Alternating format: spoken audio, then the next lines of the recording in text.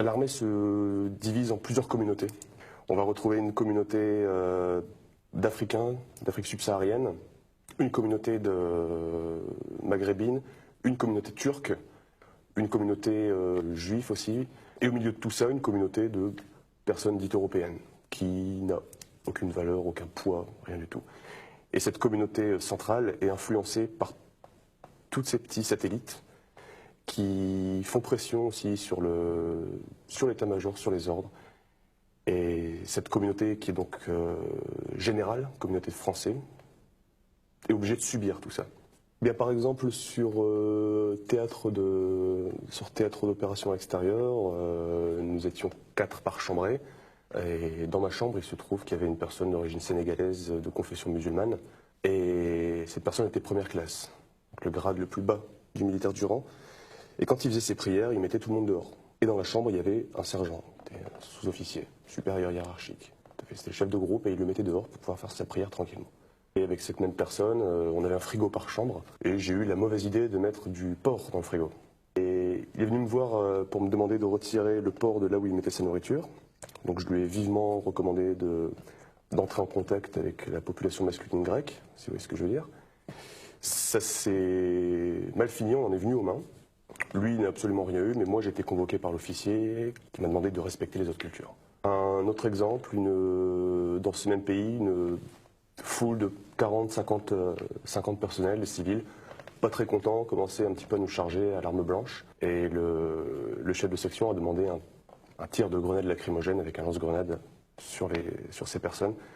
Et le tireur de cette arme-là était un Camerounais, il me semble. Il n'a pas voulu tirer en disant « je ne tire pas sur mes frères ». Un des personnels du véhicule a pris le lance-grenade, a tiré à sa place, et immédiatement il s'est fait frapper. Alors qu'il était supérieur hiérarchique. Celui qui devait tirer était première classe, celui qui a tiré était caporal, mais il s'est quand même fait frapper. En disant « tu ne tires pas sur mes frères, tu ne tires pas sur mon peuple ». Et quelle a été la réaction des supérieurs? Aucune. Aucune réaction. C'est une attitude qui, par le passé, aurait été très sévèrement réprimée? Par le passé, oui. L'armée actuelle est en sous-effectif, recrute n'importe qui, et ne peut pas se permettre de faire sortir de l'institution ces personnes-là. Sinon, les effectifs de l'armée seraient largement réduits. Et au-delà des refus d'obéir et des provocations à un élément coupe le souffle, les démonstrations d'irrespect et de défiance sont de plus en plus tolérées par les supérieurs. Première classe un peu musclée, venant d'une cité un petit peu chaude de Paris, pourra aisément faire plier les décisions de l'officier supérieur. Ils ont peur. Mais peur de quoi?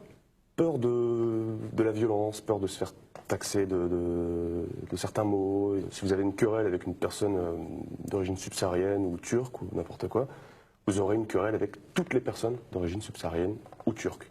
Et si ça ne suffit pas, vous aurez les personnes subsahariennes et les personnes turques.